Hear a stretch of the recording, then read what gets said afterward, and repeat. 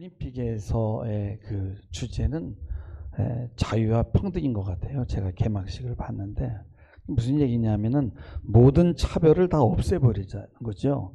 동성애면 어떻고 성전환자이면 어떠냐는 거예요. 최후의 기독교의 최후의 만찬을 패러디하면서 기독교를 빈정거리면서 하나님을 대적합니다. 알제리의 어떤 남자는 여자로 성전환을 하면서 여자 선수로 출전을 했어요. 그래서 그 강력한 남자의 근육으로 여자의 코뼈를 부러뜨려 가지고 여자가 그냥 기권해 버렸습니다. 이것도 합법이고 평등입니다. 코뼈가 부러지는 게 뭐가 대수냐? 자유가 중요하지. 내 의사가 중요하지. 내가 여자라는데 누가 뭐라 그래? 사실 여러분, 인간이 가장 원하는 자유는 하나님에게서 떠나는 자유입니다. 그래서 인간은 태어나면서 죽을 때까지 주제가 하나님을 떠나는 거예요. 어떻게 하면 하나님을 떠나서 자유를 누릴 수 있는가? 눈만 뜨면 그거를 연구하는 거예요. 책을 출판하는 이유도 하나님을 부정하기 위한 것이 대부분입니다. 나에게 이래라 저래라 하지 말라. 나를 부속하려 하지 말라. 그 결과는 뭡니까? 점점 더 우리 인간은 부자유하게 되는 거예요. 서로가 자신의 욕망을 위해서 싸우다 보니까 만인에 대한 만인의 투쟁이 되었거든요. 과거는 이 투쟁 때문에 우리가 우리의 권리를 조금씩 양도하자.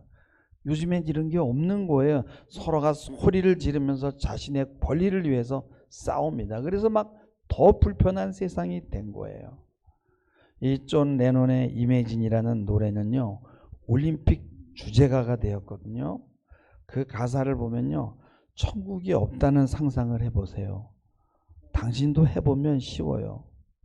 우리 아래는 지옥도 없고 위에는 하늘만 있어요. 모든 사람이 오늘을 위해 사는 것을 상상해봐요. 국가도 없다고 상상해봐요. 어렵지 않아요. 종교도 없다고 상상해봐요. 어렵지 않아요. 모든 사람이 평화롭게 삶을 살아가는 것을 상상해봐요. 내가 꿈을 꾸는 사람이라고 당신은 말할지 모르지요. 하지만 나 혼자 그런 거 아니에요.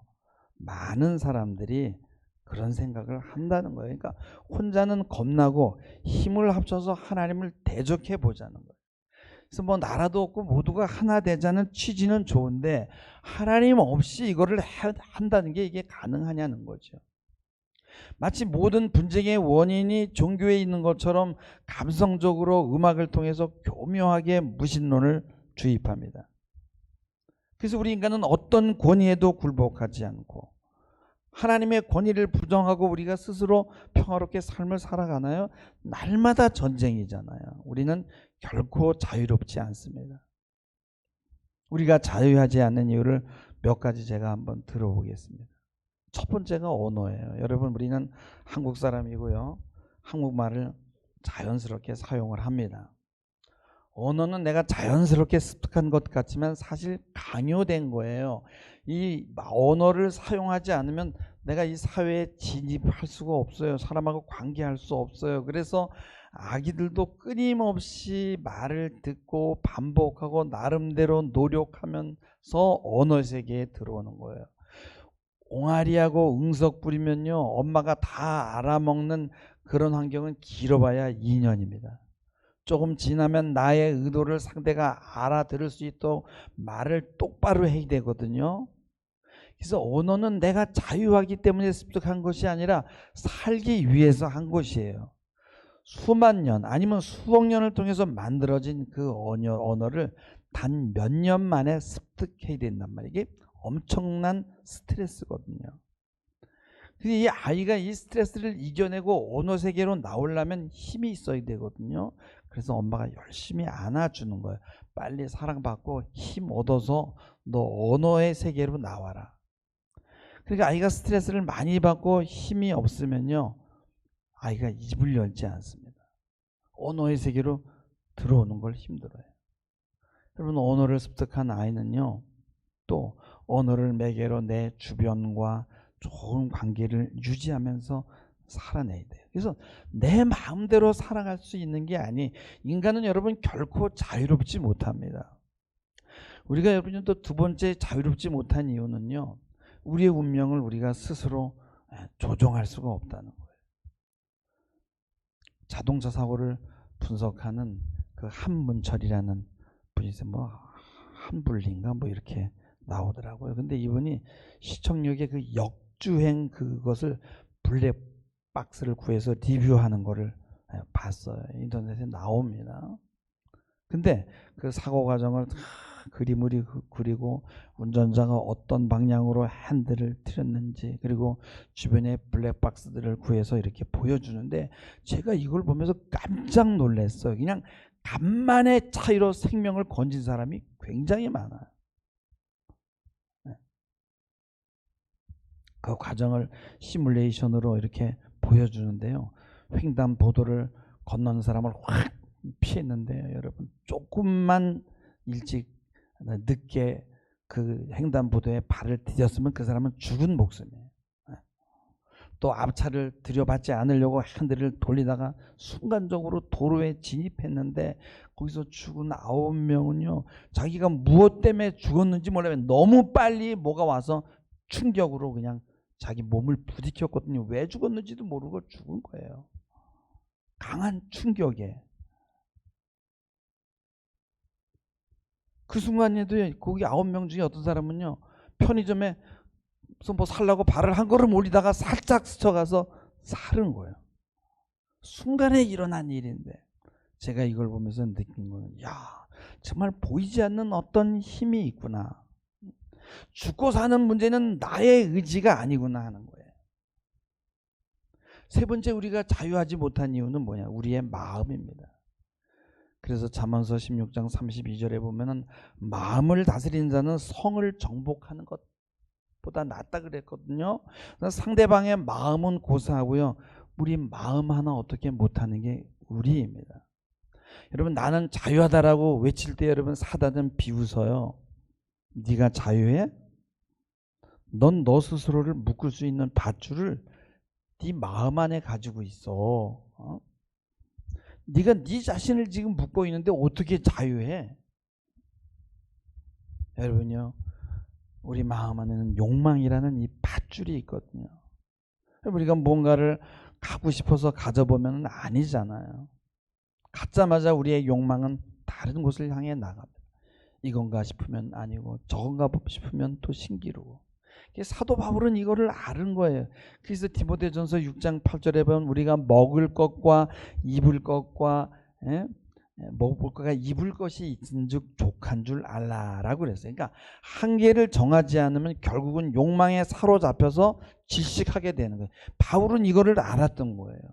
근데 우리의 문명은 계속 거짓말을 합니다. 아니야, 너 이거 있어야 돼. 이거 있으면 너 행복할 수 있어. 너 이것만 좀 바꿔봐. 40년 전에요, 제가 이 쪽집게 과외를 한 적이 있었어요. 그래서 그 학생을 제가 한번 서울대에 입학을 시켰던 것 같아요. 근데 그 학부모로부터 명동이 아주 유명한 그런 어떤 양복점인데, 그때는 이렇게 기성복보다는 맞추는 게 유행했는데 아주 유명한데, 거기서 제가 알기로는 거의 한 100만 원 정도 되는 그런 옷을 맞춰서 입었는데, 그때 아파트 한 평 값이 100만 원이었어요. 그래서 제가 그 양복을 딱 입으면요, 누가 봐도요, 내가 좀 몸매가 없어 그렇지 옷을 보면 대단했어. 와, 그냥 막 이건 달라요. 그런 옷감이 있더라고. 야, 그걸 입고서는요, 선북동을 가다가 집이 멋진 집이 있어가지고 이렇게 보고 있으니까 누가 오더니 무슨 일이십니까? 그래서 걔네 폼을 좀 잡았죠. 집을 좀 하나 보려고 다 그랬더니 나를 딱 살펴보더니 깍듯하게 되면서 제가 모시겠습니다. 딱 그러더라고. 그래서 따라갔더니 집을 갔는데 집에 에스컬레이터가 있어요. 그 2층으로 탁 하더니 그 흔들의자에다 저를 탁 앉히더라고요. 앞에 탁 가더니 차트를 쫙 열면서, 이 집이 어떻게 지어졌는데 이 집에는 물만 빼고 다 외제라는 거예요. 다 이태리제라는 거예요. 그리고 단추를 쫙 누르니까 싹 커튼이 열리는데요, 북한산에 있잖아요. 그 북한산에 그 산 있잖아요. 그게 쫙 나오는 거예요. 그래서 제가 그냥 진짜 좋네요 하면서 자, 한번 생각해 보겠습니다 하고 그냥 명함을 받고 도망을 쳤죠. 이 사람들은 뭐예요? 이제 거기서 나오는데 어떤 골방에 어떤 남자들이 모여서 막 고스톱을 치고 있어요. 그래서 제가 수희한테 저 사람들은 뭐예요? 그랬더니 펜트하우스를 소개하는 사람들인데 재벌집들만 돌아다니고 재벌집 아들들만 공략하면서 집을 구경시켜주는 사람이에요. 이 사람은 우리 인간의 마음 안에 구멍을 보고 이 욕망을 자극해서 돈을 버는 사람들이에요. 여러분 요즘에 TV에서 여러분요 700억, 800억, 연봉이 1000억 막 이런 이야기가 나오고요. 집도요 여러분요 요즘에는요 엘리베이터를요 이렇게 여러 사람이 같이 탄 게 아니라 그 집 주인만 타는 엘리베이터를 설치하고 엘리베이터를 올라갈 때는요 차까지 자기 차까지 공동 주차장에서 세울 수가 없어요. 차가 워낙 비싸서 차가 같이 올라갑니다. 그 집이 몇백억씩 된다고 그러네. 그런 얘기를 들었어요. 근데 그들은요 자신은요 종자가 다르다고 생각하는 거예요. 자신은 삶의 이 격이 다르다고 생각해요. 귀족이라고 생각하는 거예요. 그런 동네 사람들만 모여서 사는 동네가 여러 군데 있다는 거예요.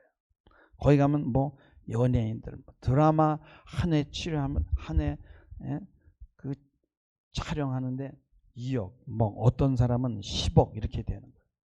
이런 정보들이 막 SNS에 막 떠돌아다니거든요. 그게 여러분요 누가 몇백억짜리 집을 뭐 샀다 뭐 그랬다가 뭐 얼마 만에 팔아서 얼마를 남겼다 뭐 이런 이야기를 들으면 야 이게 자신의 삶하고 비교가 되면서 난 왜 이렇게 살아야 되지? 나 그동안 뭐 했지? 이런 것들이 불안을 자극을 하거든요. 여기 자극을 받게 되면 이건 아니야. 나도 뭔가를 해야 해. 그러면서 이 안전에 대한 욕구가 올라오면서 만족에 대한 욕구가 뒤로 싹 물러납니다. 군대에서 불명예로 강제 퇴역한 젊은 친구가 야 돈을 벌려면은 방법이 없어. 요즘엔 보여주는 시대야. 그래가지고 자기 마누라를 말이에요 나체를 찍어가지고 포르노 영상을 유포를 했는데요. 그게 돈이 벌리니까 자기 친구에도 너도 네 마누라 한번 그렇게 해봐. 그래가지고 마누라를 밥도 안 먹이고 막 이렇게 몸이 날씬해야 되니까 말이에요. 그 자기 부인의 인격을 완전히 짓밟아 버리는 거예요. 친아버지가 오면요 아버지 기다리세요. 집에 못 들어오게. 집에 가면 뭐 온갖 그런 장치들이 다 있기 때문에 못 들어오는 거예요. 그래서 밖에서 만나서 아버지 저 잘 있어 걱정하지 마세요. 그럼 몇 번을 갔는데 딸이 그랬는데 이상하더래. 그때 경찰에 신고했어야 되는데 그 친정아버지가 막 한탄을 하는 거예요. 울면서. 자살을 했어요. 이 여자가. 행복하게 살 수 있는 조건을 다 갖췄잖아요. 근데 왜 남의 인생 흉내를 내냐고요. 얼마나 귀한 그 부인입니까. 그 인격을 완전히 짓밟아서 돈 때문에 자살을 하게 만들었다는 거예요. 여러분 돈이 많고 더 좋은 것을 소유하면 안전한가요? 아니에요. 병원 도의되고요. 재산관리 해야 되고요. 더 불안해요. 여러분 돈이 있고 갖출 것을 다 갖춘다고 안전에 대한 욕구가 채워지는 게 아니란 말이에요. 알렉산더 대왕이요 세계 정복욕을 멈출 수가 없었거든요. 그의 욕망은 한계가 없었어요. 그리스를 넘어서 페르시아를 정복하고 인도에 이르기까지 계속 확장해 나갔어요.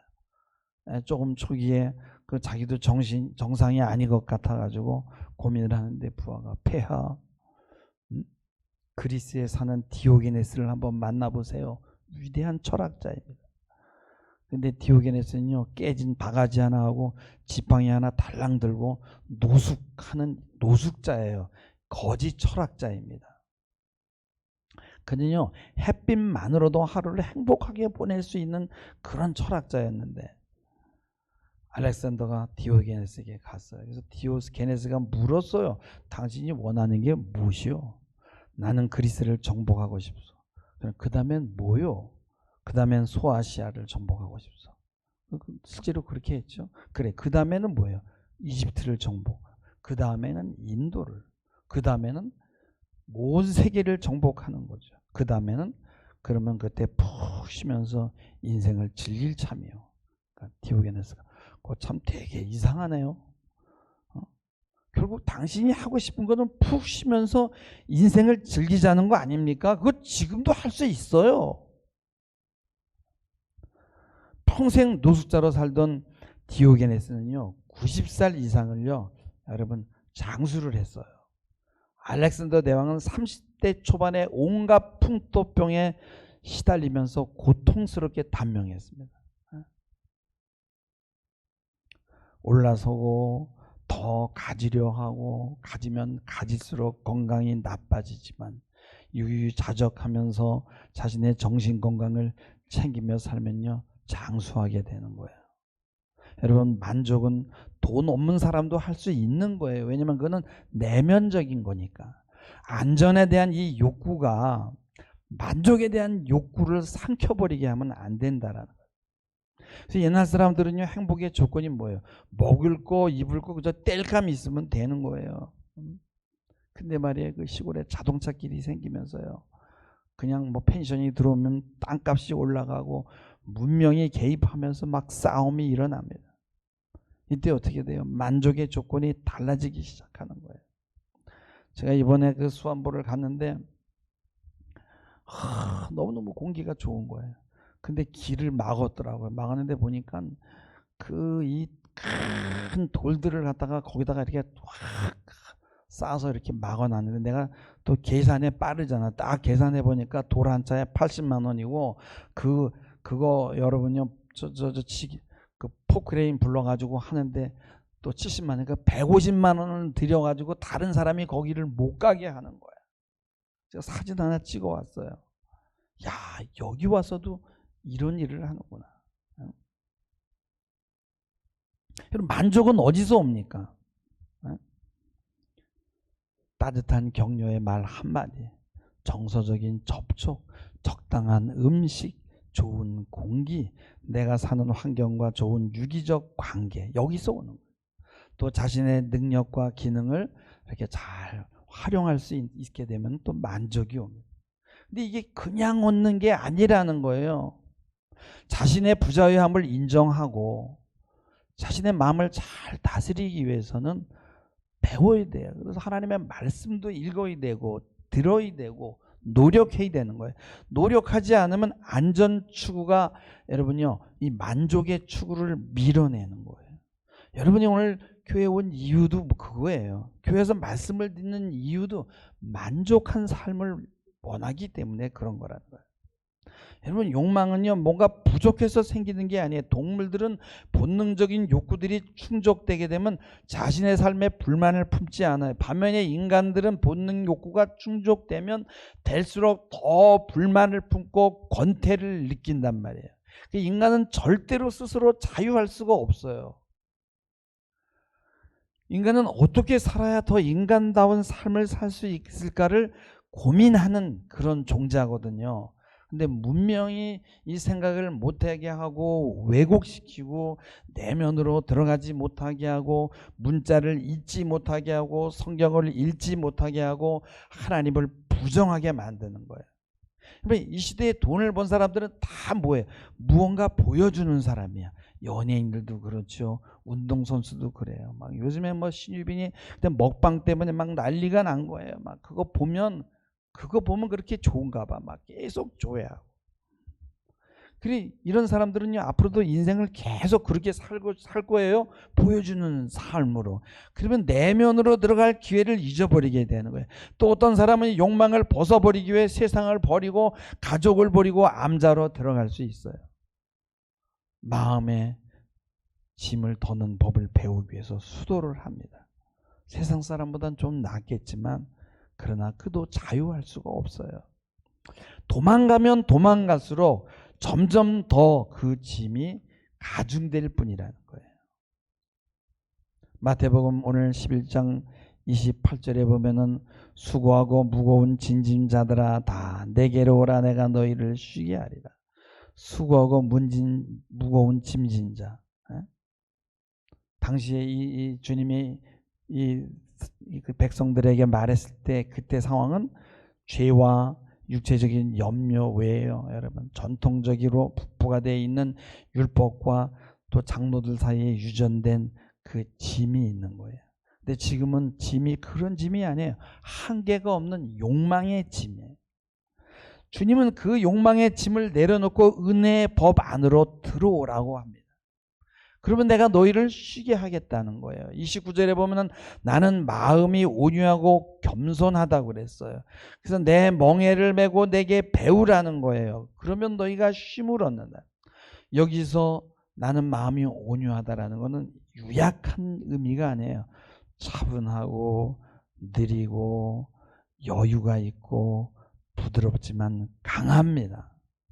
관대하고 아량이 있고 넓고 깊고 조용하고 겸손해요.